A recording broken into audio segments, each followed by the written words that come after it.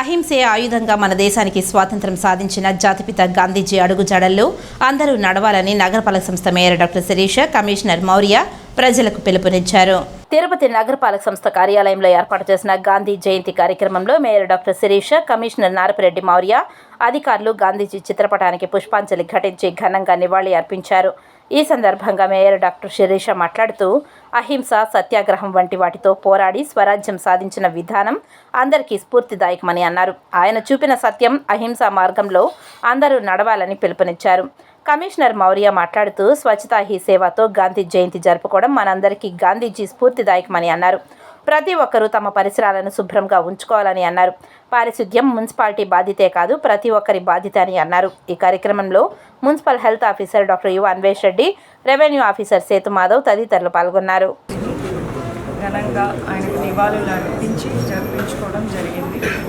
మనందరికీ తెలుసు, యుద్ధాలు అలాగే దండయాత్రలతో కాకుండా సత్యాగ్రహం, అహింస అనే పదునైన ఆయుధాలను ప్రపంచానికే పరిచయం చేసినటువంటి మహనీయుడు మహాత్మా గాంధీ.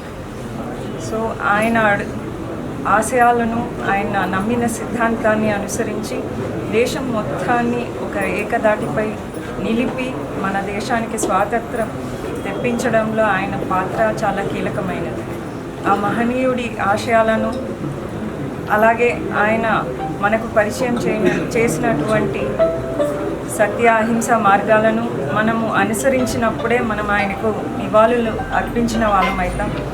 చాలా ప్రోగ్రామ్స్ కండక్ట్ చేస్తున్నాము. ఈసారి థీమ్ స్వచ్ఛత, సంస్కార స్వచ్ఛత. అంటే ప్రతి ఒక్కరిలో ఈ క్లీన్లీనెస్ అనేది ఒక హ్యాబిట్లో అవ్వాలి, మన సొసైటీలో ఒక హ్యాబిట్లో అవ్వాలి. ఇప్పుడు క్లీన్లీనెస్ అనేది ఒక శానిటేషన్ డిపార్ట్మెంట్తో, మున్సిపల్ కార్పొరేషన్తో బాధ్యతే కాదు, ప్రతి ఒక్కరి బాధ్యత అనే ఉద్దేశంతో మనము గాంధీ జయంతికి ఒక ట్రిబ్యూట్లా మనం 2 వారాల ప్రోగ్రాంలు చాలా చేశాము. ఈరోజు 10:30 హెచ్పి ఆడిటోరియంలో వాళ్ళకి అవార్డ్స్ కూడా, ఏవైతే కాంపిటీషన్స్లో పాల్గొన్నారో వాళ్ళకి అవార్డ్స్ కూడా ఇవ్వడం జరుగుతుంది. అలాగే మన శానిటేషన్ వర్కర్స్, మన యూడిఎస్ వర్కర్స్ని కూడా మనము సన్మానిస్తున్నాము. నా విజ్ఞప్తి ఏంటంటే, ఇప్పుడు చాలామంది యాత్రికులు వస్తూ ఉంటారు కాబట్టి తిరుపతికి మనకి నియర్లీ 75,000 నుంచి 1,00,000 మంది యాత్రికులు వస్తుంటారు. ఈ చెత్తని ఎక్కడంటే అక్కడ రోడ్లలో వేయడము, ట్రైన్స్లో వేయడము.